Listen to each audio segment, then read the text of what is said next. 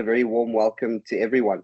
I think it's my job just to kind of set the scene or create the context, and then I'll introduce my fellow, I would say panelists, but actually fireside colleagues who are going to be sharing a few words around a virtual fire, I guess, in conversation. So I think that the broader context is that without stating the obvious, transport within our industry and I think the broader industries within Cape Town and South Africa does remain a challenge for various reasons. And often a conversation at advisory board and board level and within any boardroom with our operators present is the rising cost of transport. And if we were to cite kind of one barrier to growth or one major growth inhibitor within the sector at the moment, it is the escalating price of doing business within the Western Cape, South Africa. And that is something that we've tried to collectively workshop and solve, but I think it's going to take a collective effort and many, many different interventions to bring down the cost of transport.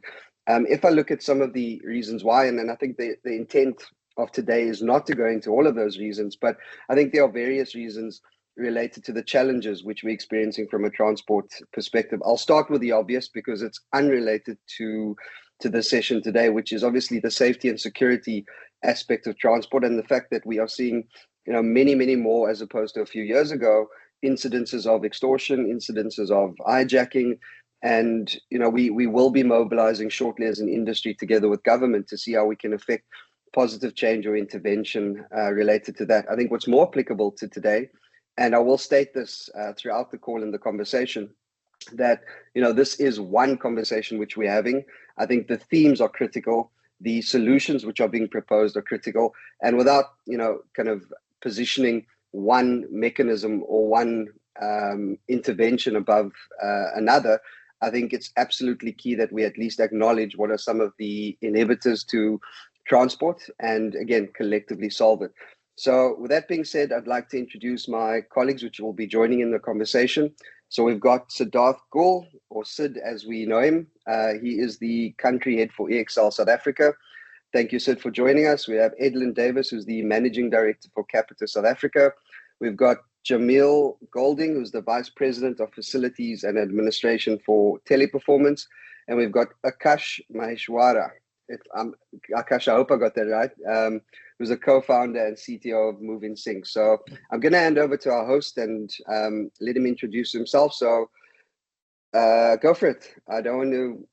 I'll hand over to. Is it Ujwal? Ujwal. Am I saying that correctly? Ujwal. That is correct, Clayton. So yeah, thank you so much for setting the context and for pronouncing my name correctly. My name is Ujwal Trivedi. I'm the Vice President of Product and Growth for MoveInSync. And yeah, I've been sort of, driving the innovation and strategic, expansion of staff transportation and workplace solutions that the MoveInSync offers. So very quickly, I just quickly brief about what MoveInSync does, and then about the panel, so the fireside discussion that we are going to have today. So essentially, MoveInSync is a leading provider of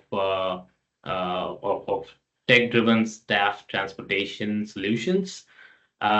We ensure safety, efficiency, and cost effectiveness, which also is, as Clayton pointed out, is very critical for these staff transportation programs across the GBS and other industries where staff transportation is a thing, right? Where it is provided, sponsored by the organizations, by the companies. So, MoveInSync also, leverages artificial intelligence and is trusted by the GCCs and enterprises and GBS across, across South Africa, Egypt, India, and 30 plus countries across the world. So, welcome all of you, and very, very excited and privileged to be hosting the elite panel that we have today. Right. So we today, so essentially, just to add on to what Clayton said, essentially, staff transportation is all about striking a balance between the cost efficiency and the employee experience, right, on two sides. So the employee experience is about giving more safety, more security, improving the experience for each and every employee, taking everyone's feedback, input, like putting them right in to your operations and following the compliance guidelines, etc. And at the other end is balancing it with reducing the cost that each of these things require by optimizing routes, by standardizing processes and automation, right? So that's, I think, what our entire panel is going to be diving deep into today. So yeah, very quickly, I would start with Clayton.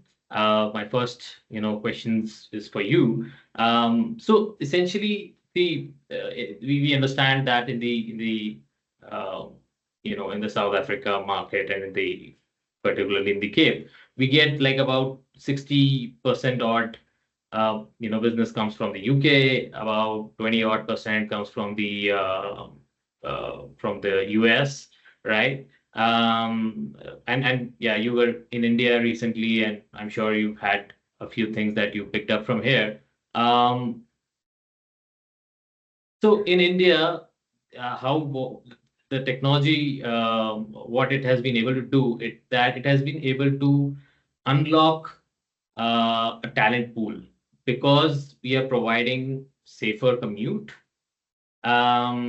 It has been able to get more women into the fold of employment, right? So while the industry wide it is about 28%, we are seeing about 43% women participation in our clients, right? So do you think technology and the safety that it brings in, that layer, do you think that it could offer a similar expansion in the talent pool and attract more business? So yeah, I think the short answer, which I'll kind of substantiate afterwards, is absolutely. I think everyone understands that within the Cape, around 85% of the employees that work within our industry live in a densely populated area called the Cape Flats, with different kind of suburban segmentation, and essentially that is around 35 kilometers from the CBD.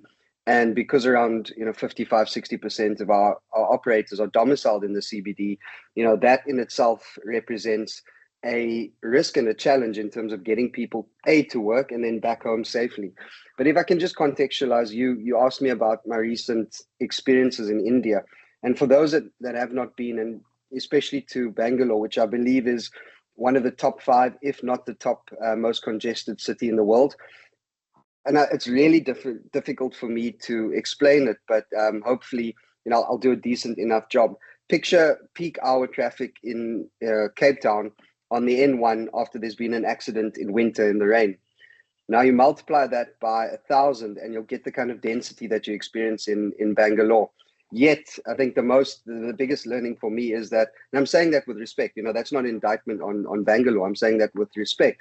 Now, picture the density of the situation I've just described, but the harmonic and graceful kind of sequence of people just abiding to a traffic route without any signs or any visible road markings. It just works. And I used this anecdote on a stage recently with the skill and grace of, you've got hundreds of thousands of scooters, which is what we call them, electric scooters, and tuk-tuks, but they have the grace and the grace of a ballerina just weaving through traffic. And in the 2.5 weeks that I was there in total between last year and this year, not once did I see any accidents. So I think that's just the first takeaway, is to contextualize how dense traffic and congestion is in India versus in South Africa. And I think that's difference number one is the density and the sheer scale of transport in and out of the city. And I know Bangalore in India's biggest issue related to congestion is the last mile into where people work. Now in Cape Town, we've got a very different issue. It's up until the last mile. Getting into town once you pass a certain point is easy, and migrating and kind of weaving your way through town is easy. Whereas in India, it's the exact opposite way around. It's that last mile that causes the biggest congestion or density. So obviously, any intervention, any mechanism that can trigger efficiencies through route allocation, through maximizing occupancy in vehicles, obviously that's almost a no-brainer around a potential solution. So that was the one kind of takeaway for me. And then if I flip it, on the other side, so that was my experience in the morning. And if I took my experience in the evening, which is, let's say 9-10 o'clock, picture that same scenario I described.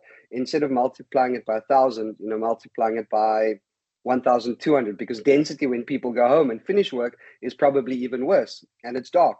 So again, the safety and security aspect is of paramount consideration, but also again, using efficiencies and maximization of routes, of occupancy that is tech enabled and real time, I think is absolutely critical, because you can't have, as we all know in our industry and any other industry for that matter, time is money. And you want to make sure that you maximize your resources on site as ideally as possible, get them home safely so that they can come to work the next day.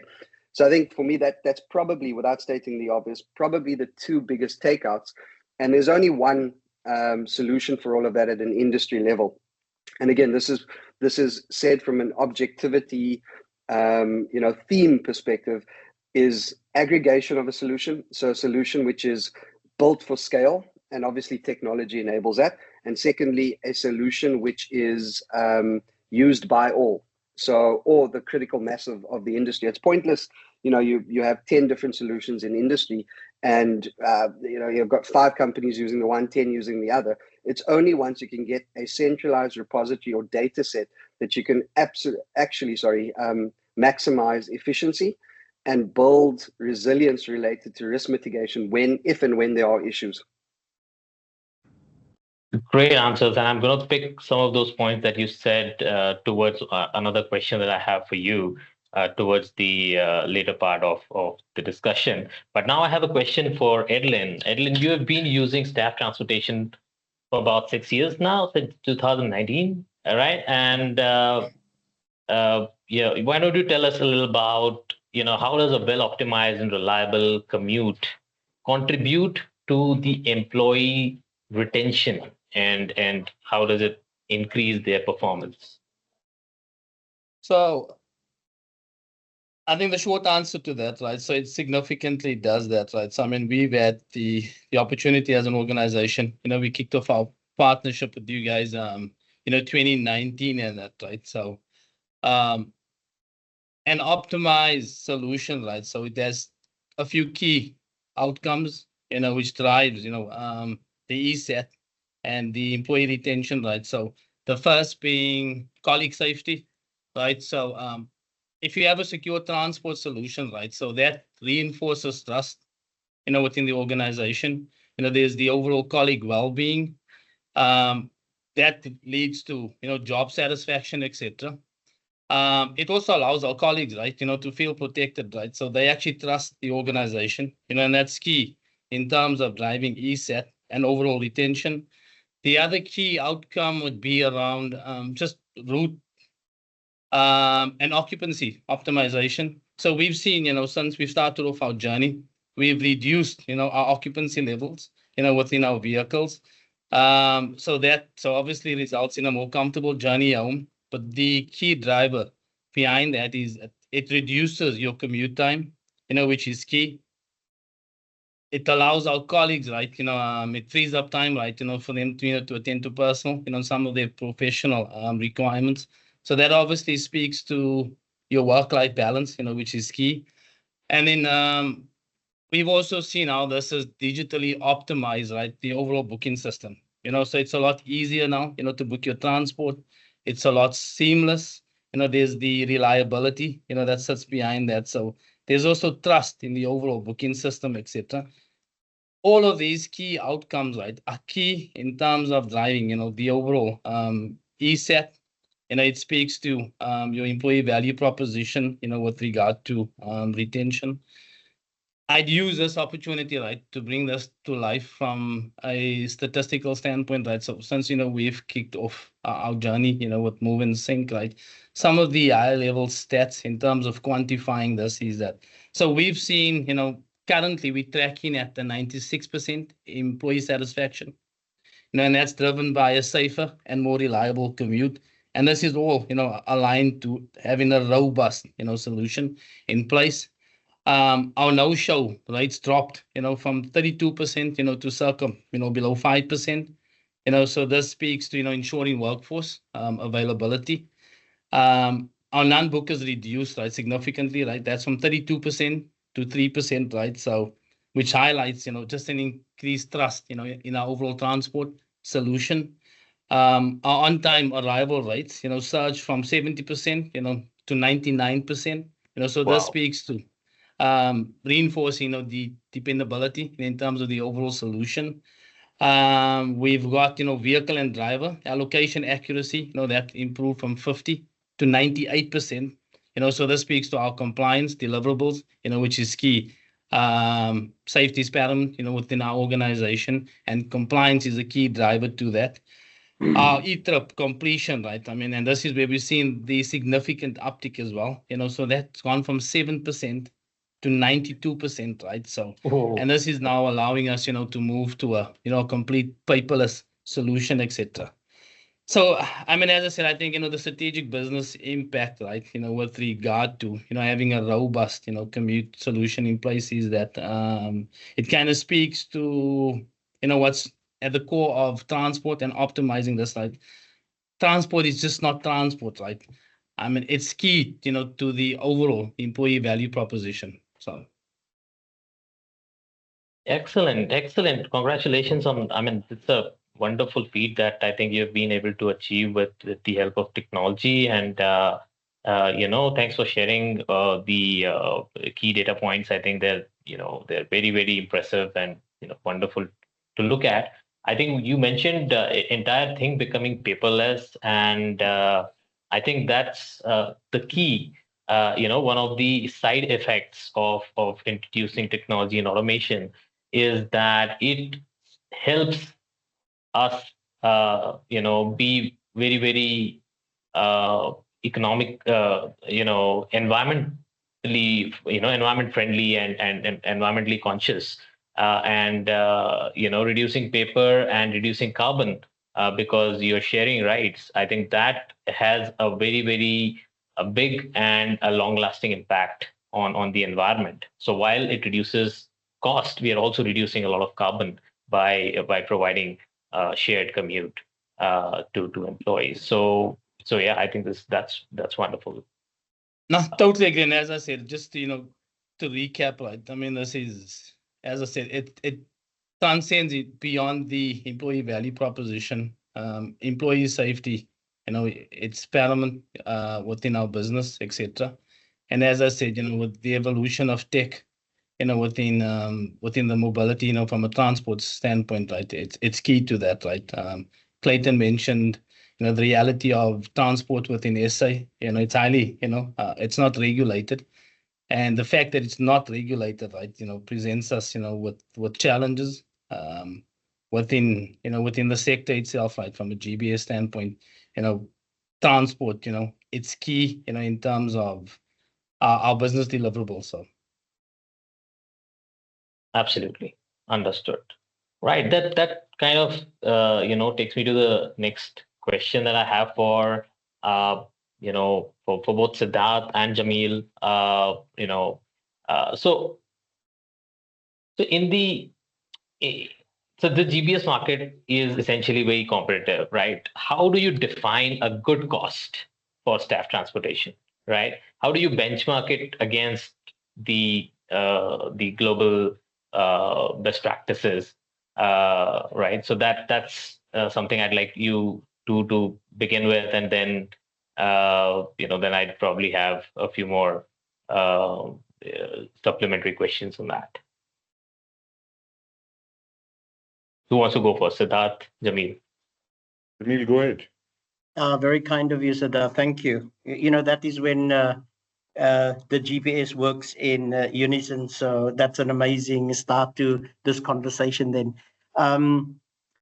So I think my view on cost and we tend, and by the way, very good questions with regards to cost and let's focus on the costing. I think we, as a business, and post 2020, I think we've been very focused on cost. But I think for me to define a good cost for staff transportation, and specifically in a very competitive market like the GBS, we can simply not look through it through the lens of the lowest possible cost.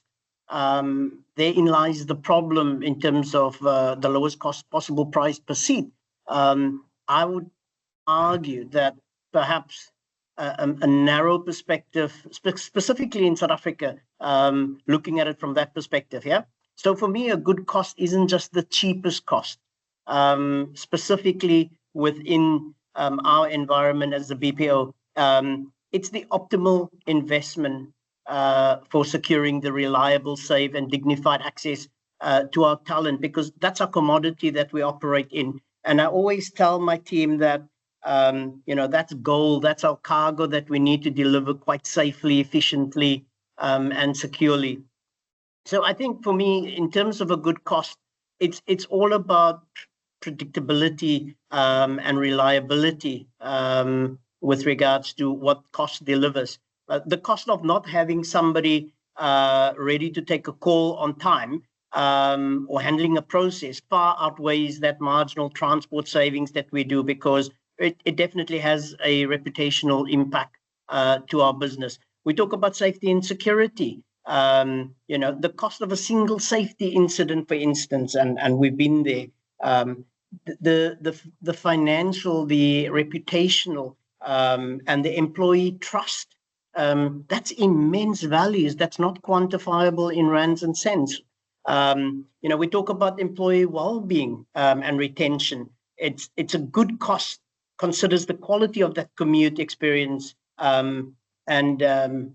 I know, Edlin, you've mentioned on a few occasions the employee value proposition, and I cannot agree with you more on that statement, because it forms part of that distinct, the EVP for our employees. It is somebody that's been tired of a shift, they go home, they don't want to realistically sit for 2-3 hours on a journey. And therefore, if you have practical solutions, technological solutions to deliver that, even more so better, because your EVP just stands out. And also bear in mind, and we've seen this in our industry, replacing and retaining staff, it's a significant cost. It's expensive within our industry. And we all know retention is key within our environment. And then we need to say that, for me, a good cost is not really about cheap and cheerful. It is about the total cost of ownership, how we manage transport solutions, and it's factoring in, that hidden part of poor transport, absenteeism, lateness, turnover, operational disruption, and more importantly, reputational damage. So I think for me, it's in the final analysis, it's the price point where reliability, safety, and I suppose employee satisfaction that clearly intersect with fiscal responsibility. So that I would love to talk more, but let me be fair to your kindness and give you the opportunity to continue, sir. Thank you so much, Jamil. You can go on and share. It's absolutely fine. I think you brought very valid points. So if there's anything else you want to cover, please go ahead. Yeah, I just wanted to say, there's Ujwal asked about benchmarking against global practice. Now, we all know, Ujwal, and my journey started with your company a few years ago with Edlin's company. But needless to say, we do know that benchmarking is very complex, because countries like India, for instance, is completely different in managing transport vis-a-vis South Africa and Philippines are completely different. So it becomes a very difficult conversation to have when we say, let's compare India and let's compare Philippines at the end of the day. And that's a proven fact. I mean, I've experienced it time and time again. And so therefore, we shouldn't look it from a cost comparison per se. We should really compare it, in my view, about safety standards, technology adoption, service level agreement, feedback, employee feedback mechanisms that we have, and then more and importantly, the overall risk management frameworks that we apply, because transport is not just about putting people in a vehicle and deliver them. We need to look at that complete ecosystem of risk and how do we mitigate that risk. So it is a combination of technology, of good governance, and therefore I think it is a very important element that technology is the underpinning driver of that. So full in support of that. And like I said, the benchmark shouldn't just be cost, but it is about value delivered and risk mitigated. That's how we need to compare effectively. And then we get the true sense. How do we operate in different regions? Thanks very much, Siddharth. Excellent. I think great points, Jamil and Siddharth. No, While we come to you on adding on to what Jamil said, I'd also like you to touch upon, so the staff transportation cost is enormous. It's one of the top 3 costs that you'd have as an organization. How important is optimization of that cost to bring the overall competitiveness in the business when you're competing globally as the GBS service provider? So why don't you? Yeah. Thank you, Ujjwal. Am I audible? Yes, you are. Yes. So good morning to everybody who actually got up on time, attended this call. It's quite early for South Africa, but welcome. Edlin, I think every comment that you shared, I can resonate with it. And Jamil, I think you provided a very, very holistic perspective around this. So thank you for that. So, Ujjwal, to your question, yes, is transport cost one of the 3 top drivers in our cost base? The answer is yes. Is that the case if we compare to other matured geos? Of course, all of us know the answer is different. Maybe not in the top 3, but in the top 5. Now, I think Edlin and Jamil both have highlighted that other than the transport cost, there are other elements like safety, which is of paramount importance, and it does have an impact on our employee value prop. So if I have to give a very, very balanced view, Ujjwal, I think we need to look at this problem from 2 lenses. And before I share that balanced view, I think there's nothing as a good cost or a bad cost. It is always about cost of doing business and how optimally you can manage it and increase your profit or profitability. So from a balanced view standpoint, I will give 2 perspectives, one from our transport vendors and one from an organization standpoint like EXL, Capita, Teleperformance, and there are a lot of other folks on the call. So from a transportation standpoint or our transport vendor standpoint, are they struggling? Yes, they are struggling because the fuel prices are inconsistent. The cost of lending is increasing.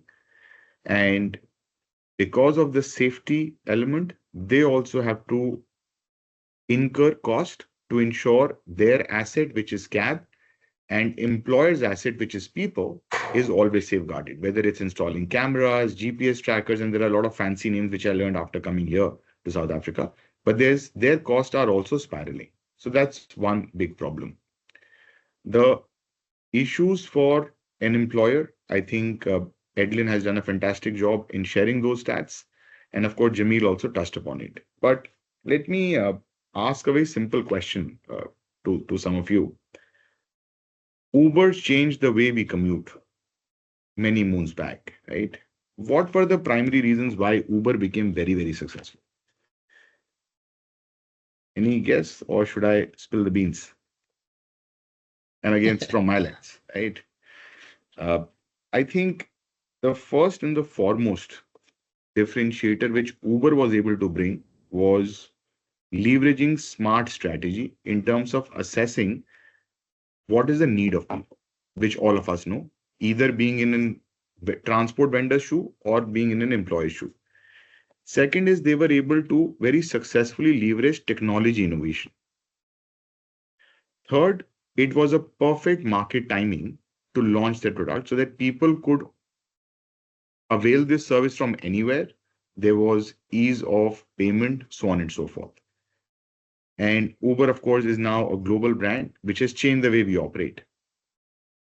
And today, while EXL as an organization doesn't work directly with MoveInSync, but we work with them indirectly. And because of certain similarities that Uber has and what MoveInSync has done in terms of using smart strategy and thanks to smart people who are running the ship, and also the technology innovation that they've been able to bring in, one of our vendors has been able to control their cost.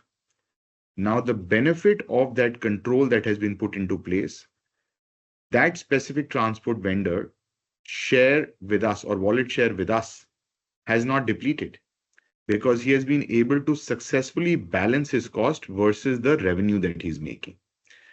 So I think today, whether it is Uber, whether it's MoveInSync, even in our normal businesses, I think technology innovation has played a critical role in changing the landscape on how we operate. And Edlin shared a lot of stats with us. And on certain stats, I'm slightly envious of Edlin because I think we still have a long road to cover. But I think it is cost of doing business. And if we can effectively manage that cost using the power of technology innovation, which MoveInSync is able to embed into our operations by deploying bespoke solutions, I think that's the way forward. And Ujjwal, I think the other, I think, that would be my response here, Ujjwal. But if there's anything else you feel that I've not covered, please do let me know here. No, absolutely. Thank you so much, Siddharth. I think that kind of covers, what we wanted to understand from the topic. I have another question for Jamil. I think you've had a terrific response to the last one, and what I wanted to know is that Jamil, so South African traffic, and Clayton gave some anecdotes of how India's traffic conditions and is different, and I think there is a similar story from Philippines. Considering that these are two comparable sort of markets, South Africa's traffic conditions are fortunately more predictable, right? They're more, how it's better controlled, how to predict it. And companies like Capdev kind of achieved, better on-time arrivals, like 99% there, right? So essentially with some technology interventions, we know it is possible. Do you think it provides a very unique opportunity to optimize the corporate mobility operations? And are you leveraging those kind of data and insights and the cost efficiency that is brought down by tech as a selling point for your business? Thanks, Ujjwal. A very insightful point. Yes, you are right. While South African cities, in particular, I will be selfish by saying Cape Town, in particular, have their traffic challenges. Well, in particular during the peak hours, there's often and very often a greater degree of predictability, if not only on most of the commuter routes that our staff takes effectively. And this relative predictability does present a significant opportunity for optimization. and the answer in short to you is yes, we absolutely leverage this, enabled by technology, and implicitly forms part of our selling proposition. And how do we do that? We do it because we believe data is king. We're a data-driven company. We use the data to our benefit. It's no point having a good farm of data and not mine it effectively. And like I said, whilst we heavily rely on that data-driven insights, it's just not about static routes. It's about analyzing historical traffic patterns, on-time arrivals, GPS tracking, and even the driver behavior data. And that really allows us to move beyond the assumptions and make very well-informed decisions. This allows us to contribute to the success of our business, where we can guide our business. The catchments area, for instance, I always sit with my HR team, with my leadership team, because the insight that we are getting is where's the heat maps? Where does our people come from? Traditionally, we wouldn't have identified it. With technology. You bump in the addresses, boom, bam. You get a very clear view of where our people live. And I think, Edlin, you mentioned it. It's the work-life balance at the end of the day that is quite critical for our staff.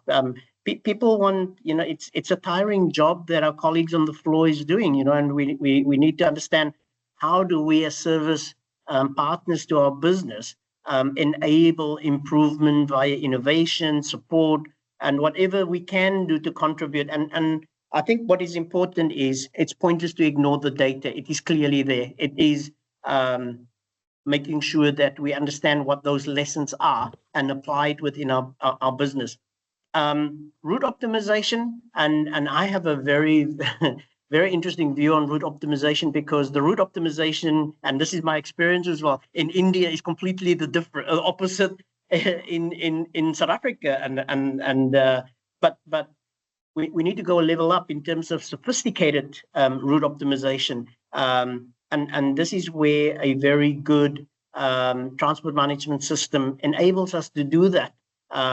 But then again, it's becoming standard practice. I mean, if I look at back in 2019, when we started with a certain application vis-a-vis now, things have changed dramatically. We've become more accustomed to that. It's standard practice almost. But 2019, there wasn't emphasis placed on technology, and today, which is just mere 6 years later, it is practically the standard in the industry. So route optimization, I definitely think it's important, because it obviously constantly calculates the most efficient routes for us based on the real-time conditions, which is a very important element. We don't want to get our staff stuck into a jam that's happening on the N2, and 3 hours later, they know further when the word through, and they still need to go cook or go and take the baby for a bath or whatever the case may be. So we need to be very mindful how does that data that we have, how do we use it optimally to the benefit of our colleagues that really put heart and sweat in their job, so that we have the benefit of providing support services to them. And then driving that cost efficiency, which is a very important element as well, which is the key enabler for us. And it's just not about negotiating rates, transport rates, and things like that. It is understanding who our partners are. How safe is our cargo in the vehicles? In India, for instance, is a very prime example, and I use it constantly. If there's a female passenger, and she's the last person in that transport vehicle, there must be a security guard in that to protect that interest. Now, that was based on certain incidents, I would imagine, and things like that, but there's a cost attached to it. But it is for us to go and look at how does South Africa look in terms of safety for our staff. So what is important, I think, Ujwal, from my point of view, is let's leverage the data that we have. Let's make sure that this data is applicable within our industry. Let's learn. And I would even go as far as by saying it shouldn't only be an individual GPS, Clayton. It should be an industry standard where we actually sit around the table and investigate. I've heard now recently, and sadly so, and I experienced this up in Joburg, which is very common practice, but I haven't seen it in Cape Town. Extortion, for instance, with our partners. And that's becoming a very relative issue with how do we as an industry address that? Because materially, we talk about safety and security. That, in effect, really impacts safety and security. How do we contribute to that success? And we can only leverage that data once we start mapping where's the hotspots. Do we engage with the right stakeholders? And I think there's opportunity as an industry to come together and consolidate on that. And that would be my view. It's not about exchanging trade secrets. It's about leveraging the data to the benefit of the GBS. And that would be my response as well. Sure. Thank you so much, Jamil, and very, very interesting stuff that you talked about, towards the end, I think the consolidation part, and I'd like to double click towards the end, like another 5 minutes.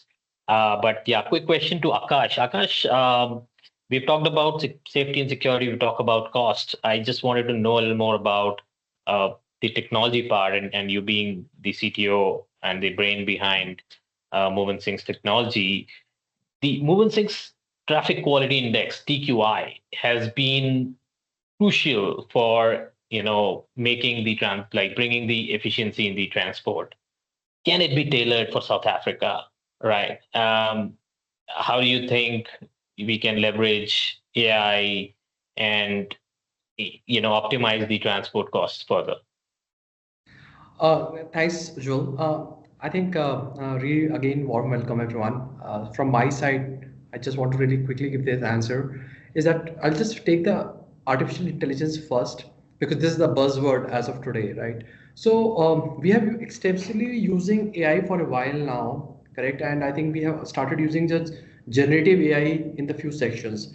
So we are already using AI for definitely the asset utilization, these vehicles. Can you just generate more business for those vehicles across the trips, right? That is very, very important for the fleet operators. Then we also have really used extensively the AI part in the routing, which is putting more bumps on the seat, right? Which is on the seat utilization, which will also bring down the cost for the BPO operators, which is very important. Right, and see, finally, in the end, if you really take employee transportation, it's a classic demand supply problem, right? So if we have the information around which we have really extensively started leveraging is the forecasting. If you are able to do a demand forecasting, if you are able to do supply forecasting, you'll be able to do a better job of really connecting demand and supply, and hence it will also improves the cost. And it's a win-win situation for the BPO operators as well as fleet operators. These are some areas we are extensively using AI to do this. And then recently, what we have also started using AI is for two things. One is in our employee safety and security, where we are actually using a lot of this data which is coming from the ground, and and we have trained our engines to tell us which of these alerts. So you get a lot of alerts from the ground. Which are the alerts that you should be really first respond to it, because there is a possibility, right? In night, the vehicle is stopped, and there is a possibility a vehicle is stopped in the day, right? So if I have to just go back and look at it, there is a possibility of vehicle stopped at night is a far more important alert than maybe a vehicle stopped in the night during the day in the traffic. So we are using some of these ground intel, contextualizing using AI, so that we are able to give a very clear understanding, hey, these are the bigger problems that you should look at it.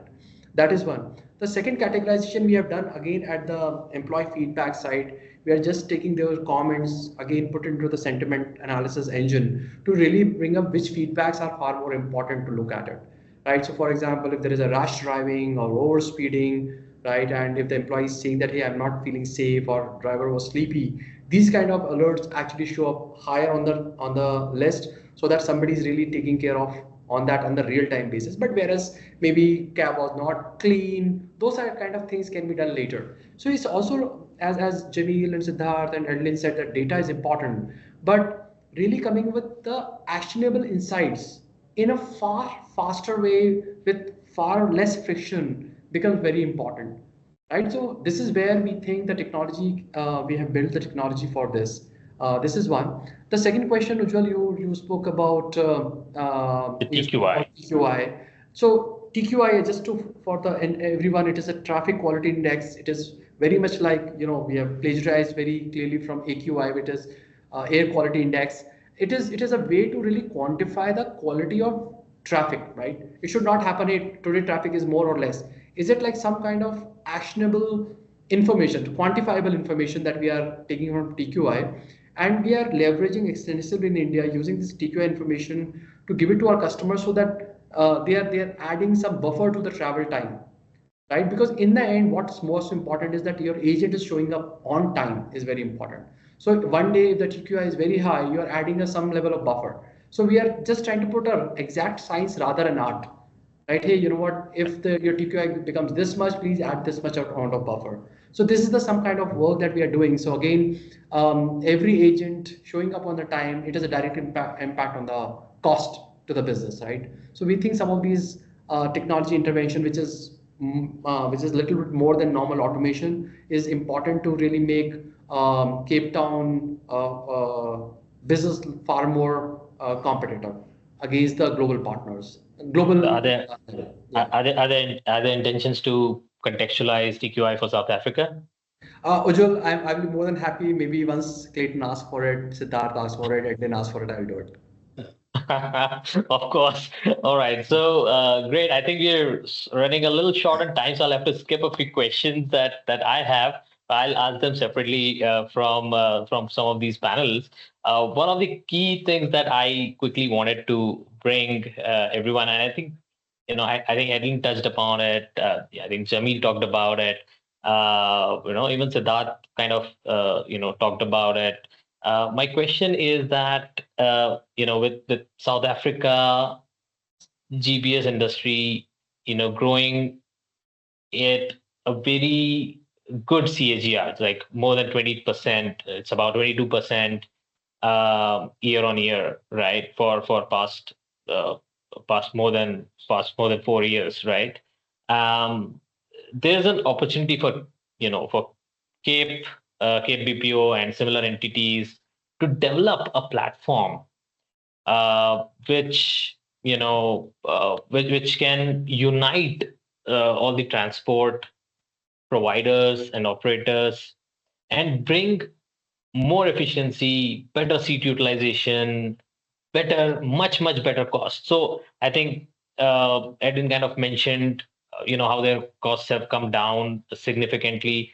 I think there is still money left on the table that that can be sort of used up by optimizing, by maybe unifying the platform or having a unified platform where all the GBS providers can sort of exchange or use a unified service, right, and share a common service. And yeah, I think that's like a vision right now. But how do you think? And I would like to start with Clayton, but I would go around the table and ask everyone's input on this. So how do you think a platform like this, how is it feasible and how could it help? Thank you, Joel. I think the first response I've got is, and again, everyone on the call and I think our whole membership and ecosystem base knows that Cape BPO's mindset is always around objectivity for the betterment of industry. I think that's critical to every decision we make, every strategic direction that we go towards. It's always around how do we better or how do we affect change within an ecosystem in an objective way. So if I look at the problem statement objectively, obviously a centralized system or technology which maximizes efficiency, occupancy, and has the focus on the employees' well-being and safety top of mind irrespective of who the organization is or which are the role players, obviously we would support kind of a notion like that or an idea like that, because I think what we have to do is look at it from a regional perspective first. There are absolute regional nuances. There are different providers within the Western Cape versus Gauteng versus Durban. So I think our focus should remain, firstly at a regional level. And again, as per my previous point, which was implicit, it's only going to work if there's a centralized aggregation and if we've got the critical mass of the entire ecosystem behind something like that. So I think first in sequence, first would be a regional approach. And then I think, looking at scaling that solution based on case studies and based on referenceable capability, scaling that to a national perspective. And who knows, even we could become, from a technological solution perspective, we could become a center of excellence for the rest of Africa as organizations continue to expand, as they diversify into other regions, other countries. That's not just a pipe dream. That could happen down the line. But I think sequentially, we need to first focus on a solution which is regionally focused, given the regional nuances that we all face relative to the rest of South Africa. Right. Yeah. No, I understand this is kind of wishful right now, but let's say amen to that and very quickly go on the table. Edlin, what's your thought on that? A platform like this? So definitely, I think, I would, as an organization, I would, as Capita, we'd be supportive of this, right? So to Clayton's point, right? So, looking at this from a regional standpoint makes sense, right? Each and every organization, we're on this cost transformation journey, right? But if we do this as a collective, right, it gives us the economy of scale. It allows us to collectively share insights, in terms of, how do we optimize, what our mobility transport solution, would look like. And I think what's key to this is that it would build resilience, from a BCP standpoint, right? And as a collective, and it makes us a lot more agile. If I look at some of the nuances, right? So we have certain areas, within, where our colleagues, that's predominantly, high risk, right? As a collective, right, we could look at, how best, do we address this? What this looks like in terms of, so within SA, right? So we've got, supply development, enterprise supplier development, right? So this should, it's not just one-sided where we as organizations benefit, right? So, this is also, with regard to our service providers. From my end, I would be, extremely supportive of this. I can see, the value. It ties into what we've spoken, right? Just around some of the, the data-driven, right? So it allows us as a collective to look at, potentially proactive risk management. We could look at, how do we further enhance, safety measures, within our organizations, but as a collective, aligned, to the sector body.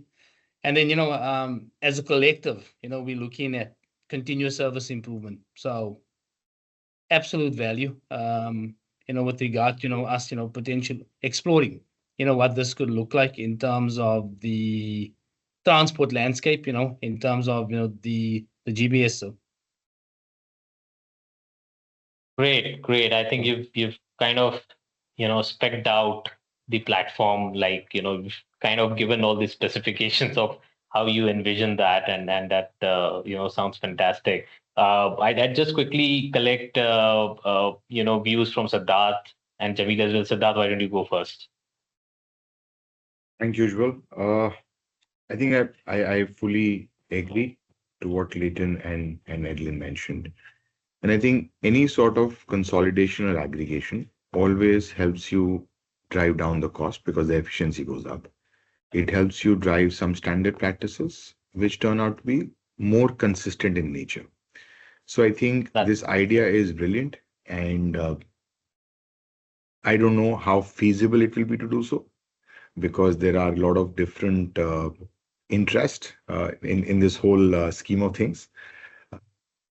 Trying to be politically correct, but I think it's a great idea. And if we can create a platform where this essential service could be aggregated and helps in lowering down the cost for the employers.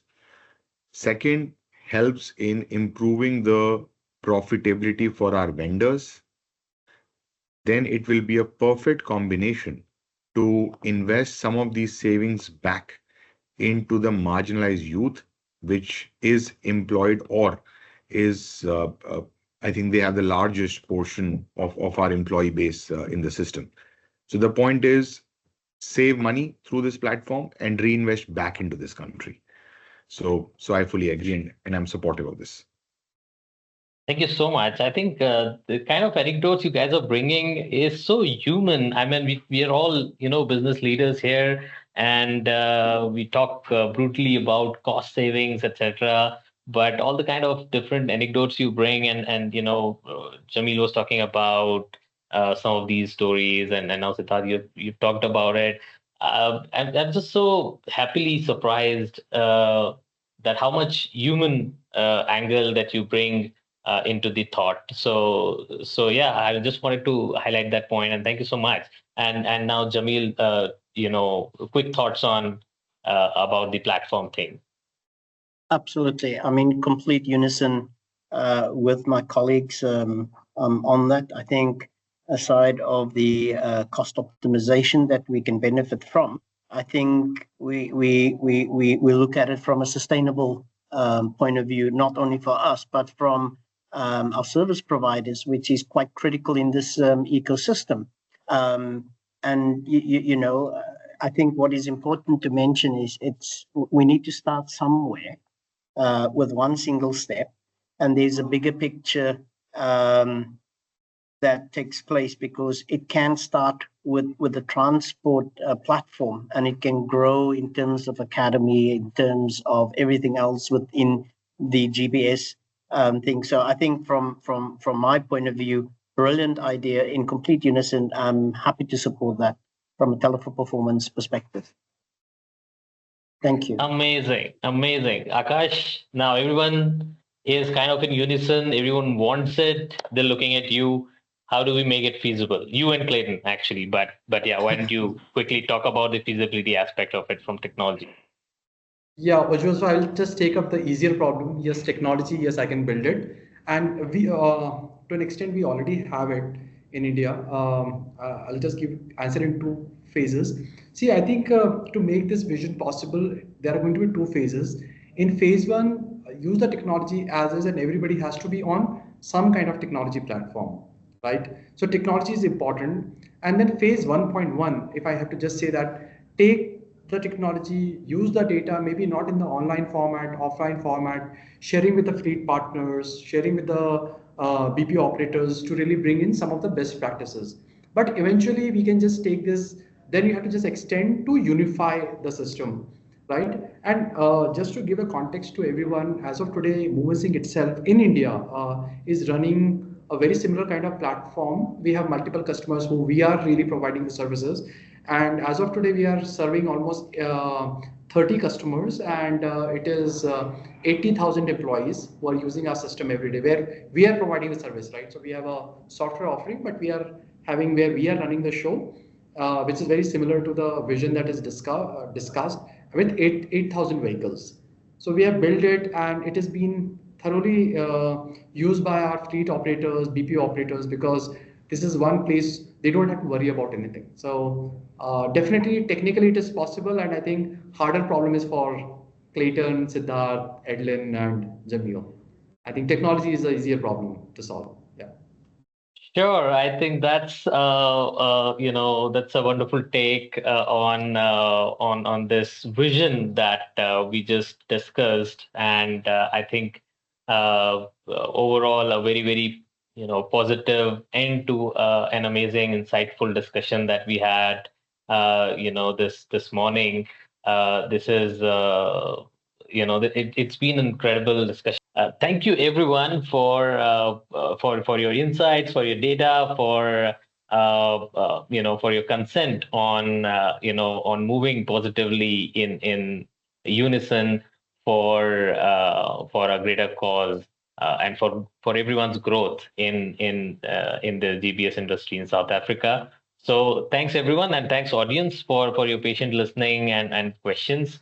That's I think that's all that we had today. Over to Clayton and Noha. Over to you guys. We can call it wraps. Thank you. I'm just aware of time, so I'll keep this short and sweet. If there's just one kind of content-related comment that I'd like to make is that imagine a solution where this becomes broader than just a GBS or BPO industry within the Western Cape conversation. If we include adjacent industries which have similar working hours and challenges, like the hospitality industry, we're also talking to them. It becomes a much broader socioeconomic solution than just one for our industry. And I think that should be encouraging for the transport providers, because in conversation with adjacent industries, there could be market penetration in terms of their solutions if it's being rendered at scale within our industry. So I just wanted to leave the community on this call with that anecdote, is that this is much broader than just our industry. And we are talking through our partners at Cape Town Tourism, the hospitality industry as well, because they experience a lot of, especially the nighttime challenges that you all do. So with that being said, I want to thank our colleagues from MoveInSync for initiating this. A special thanks to my colleagues on the panel, Sid, Edlin, and Jamil, and Akash. Thanks for availing yourselves, and I look forward to a collective effort in solving for what is all, or what affects us all as industry. So thanks for everyone's time, and as always, appreciated.